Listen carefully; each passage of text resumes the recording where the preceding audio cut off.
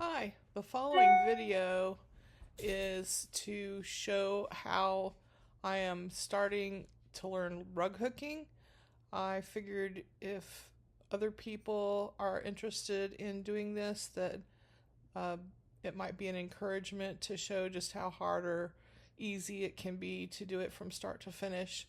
I'm creating my own pattern. You don't have to start with creating your own pattern, but that's just me.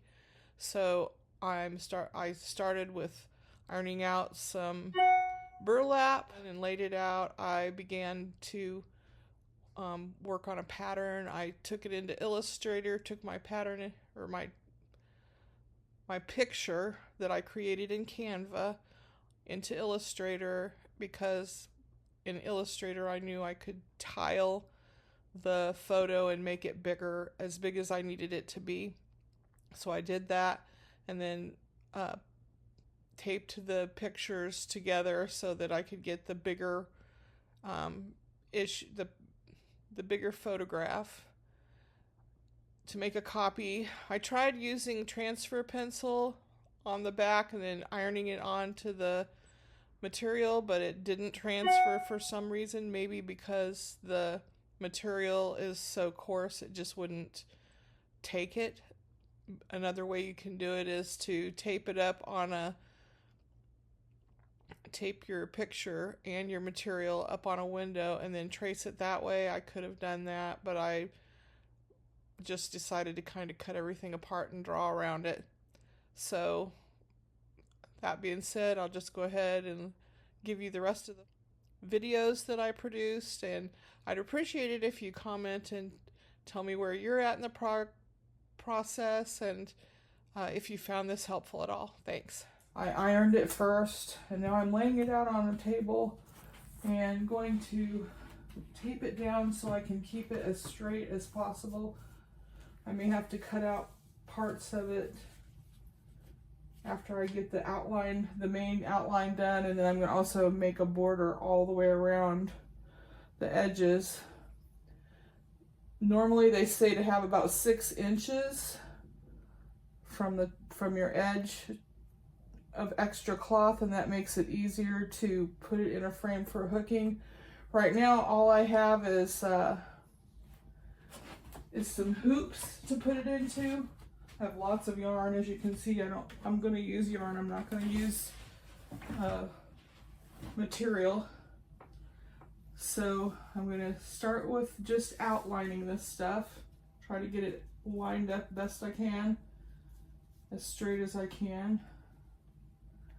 Let's see, make this have a right angle, and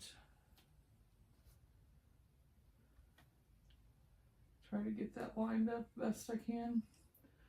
And once I get it drawn out, then the process will begin to start hooking it. And I'll go ahead and document that as well. And so I'm just going to sketch around the outsides of this. And then when I hook it, I'll probably hook to the inside of the drawing. I went to Joann's and got some monk's cloth on sale, and I'll try that as well. This is a design I kind of put together in Canva.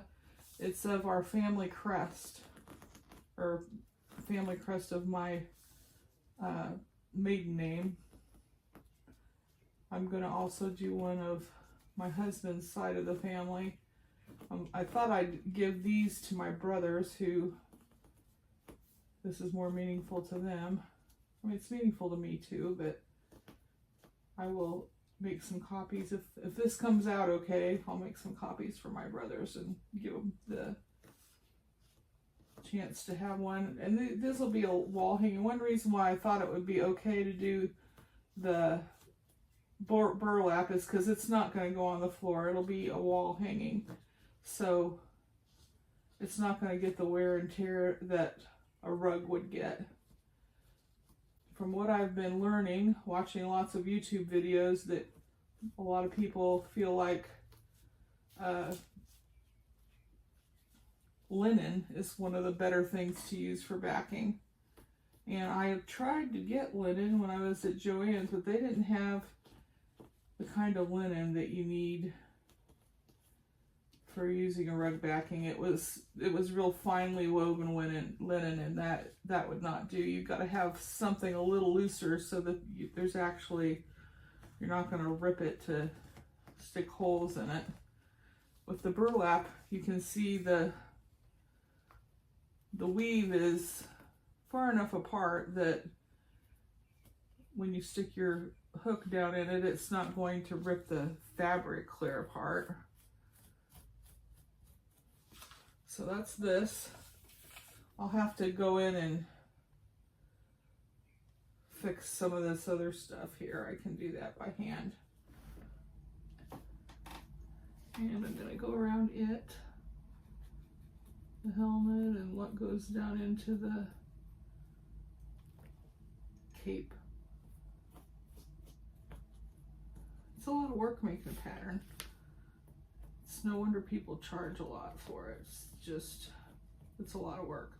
I noticed in some of the places that on the videos that people made, I think they used like Cricut machines or something and made patterns that they could just go through and do this within the little holes, and that would be a little easier, and you could do one over and over again once you got all the outlines done. That makes sense. If I was going to do a bunch of them, I'd be tempted to do that. Those will just be black outlines. Then I have to worry about this kind of swoosh on this thing, and I'm going to cut that out so I can make it look right. I think it's a good idea. I'll probably fast forward this so you guys don't have to watch all my little cutting, but you know, it's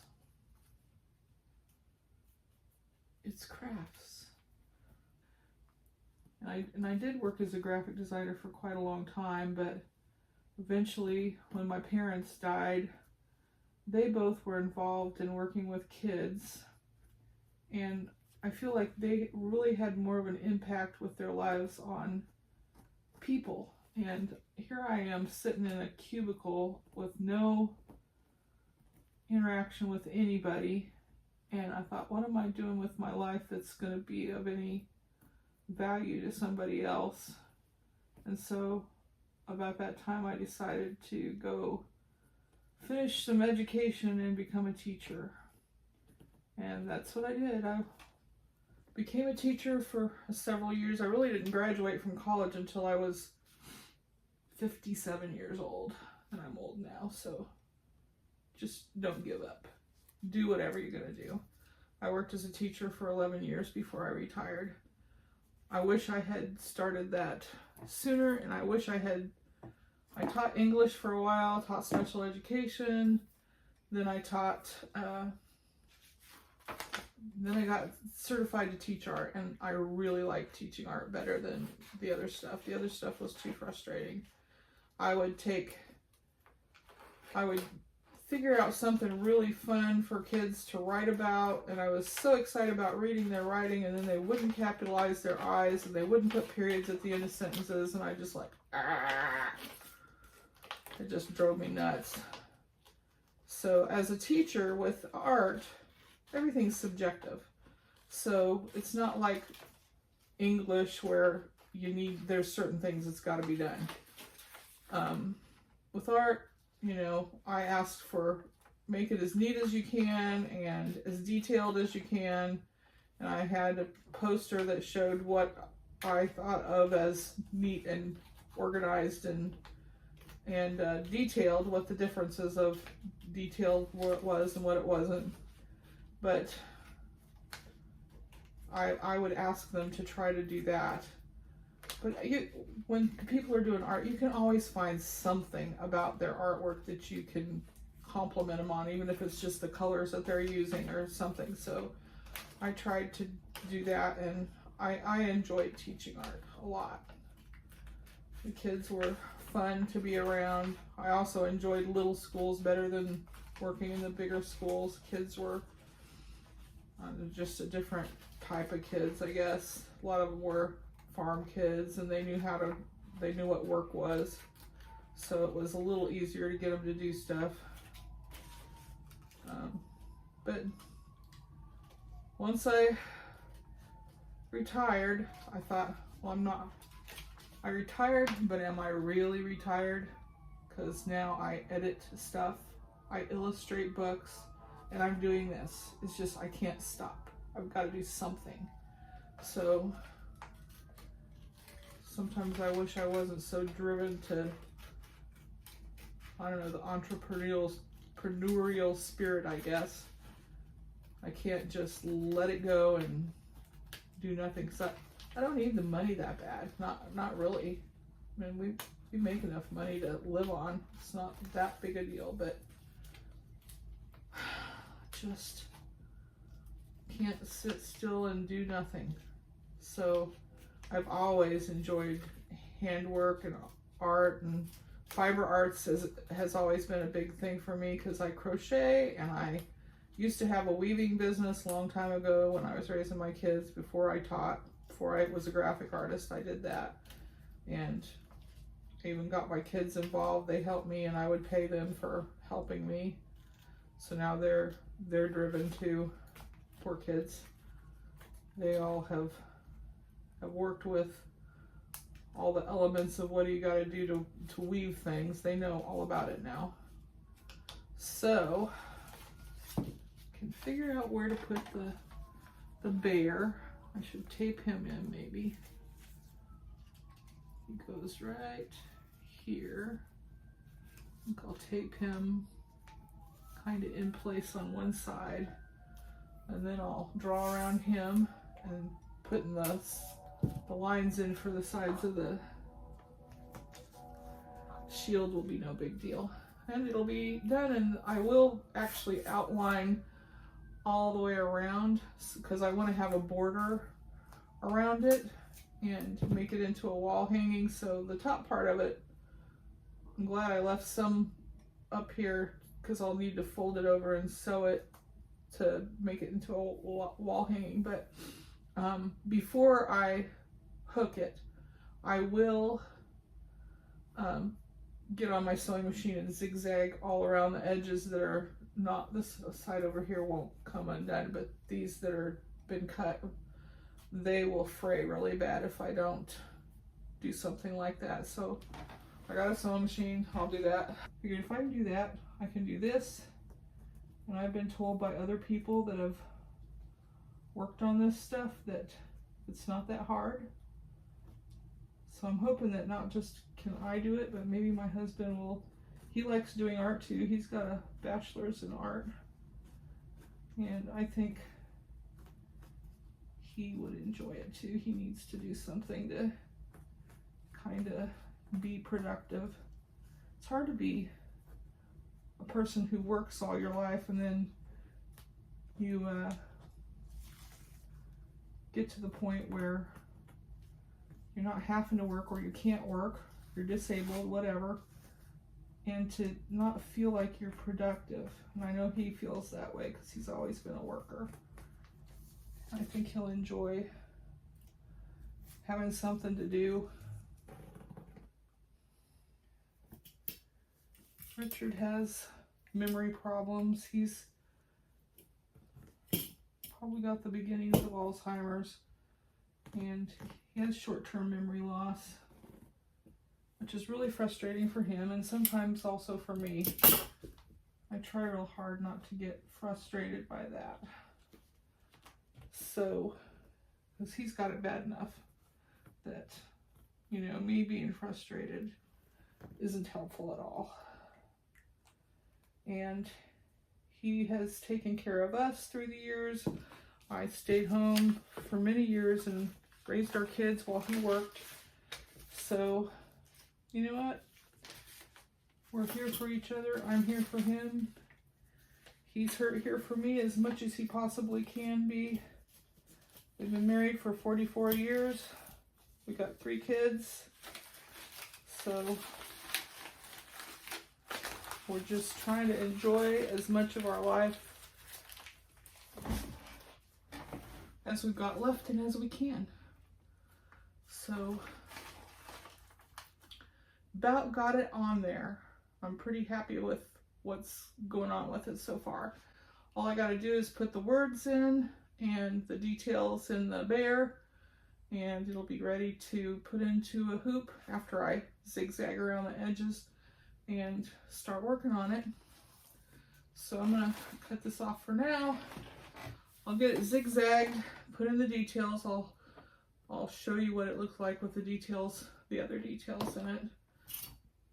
But you can kind of see what my process has been so far, and we'll see. I mean, I'm a beginner. I've never hooked before, so we'll see what it comes out like, if it comes out decent or not. Hopefully it will. If it doesn't, I'm not going to give up. I'm going to try a different kind of material, because this is pretty loosely woven and it may not be as forgiving as other kinds. I do have monk's cloth, so I'm going to try that too. But I'm excited to try this. And most of the time I will probably be hooking with yarn, not with wool cloth. Wool cloth is very expensive. There's nobody around here that I can get it from, really. Nobody local. There used to be a factory in Nixa, a town nearby, that made men's wool slacks, and they're not in business anymore. So when I was a weaver, I used to go down there and get remnants, and I'd over dye the stuff that I would get from them to make the colors that made good rugs, and you know, they're not in business anymore. I also went to a factory that made Lee jeans, and I would get pounds and pounds of denim for like 10 cents a pound. I'd get it for 10 cents a pound. It was crazy. But I'd get like 1,000 pounds at a time of just remnants that they couldn't use, and I would strip it up and make rugs out of that. But that was a long time ago. Floor looms take up a lot of space. I have an art room, but it's not got room for big old looms, or else I'd probably have one. So now I'm stuck doing rug hooking. I really love making rugs and do a lot of crocheting, making crocheted baskets, crocheted spreads. I've made crocheted other things from other shawls. I made several crocheted shawls and beanies and all kinds of things. So you'll probably get some of that in when I get tired of doing this off and on. I'll just kind of go back and forth. But anyway, I also do watercolors and other artwork, whatever trips my trigger at the moment. Here's what it looks like outlined. Pretty much finished, ready to hook. Let's see if I can stand back and get a little bit more of it in there. But I got as much detail as I could. I'll print out a picture so that I'll know what it's supposed to look like, so I can refine the edges when I start hooking it, because the galt came out pretty good, but for some reason these are smaller letters because there's more of them, but I'm sure I can get them a little bit more defined when I actually start hooking them. And I'm excited to get started. This is the end of part 1, and I intend to make other videos that will show what beginning hooking's like and what kind of detail I can get into it. So I'll put that one up, and a link to that one up here, so you can click on it when you're done with this one. If you would, please subscribe to my channel and give me a thumbs up. Also, any comments or things that you'd like to see in the future, I would be glad to try to help you with anything that I can and give you an idea of what it's like to from the very beginning get started in hooking rugs. Like I said, I'm gonna just use yarn. I'm not going to try to use fabric strips, at least not at this point. I have thought about doing t-shirt strips and been collecting some old t-shirts, but I'm not going to start with that right now. This is my first project. So like I said, give me a thumbs up, subscribe if you would really appreciate it. I'll put my analytics video about my analytics in this channel as well, so you can kind of see my progress as I try to get monetized. I'm working on this channel and another one called the Sage Journal. It's a whole different subject matter. I've written a couple of books. So the Black Bra Club is a book that I've written about women gaining a sisterhood with each other, and we'll be interviewing women that has to do with getting to know each other better and getting people to understand how much they don't know about each other. Anyway, right now, just working on this one. So appreciate your support. Thanks.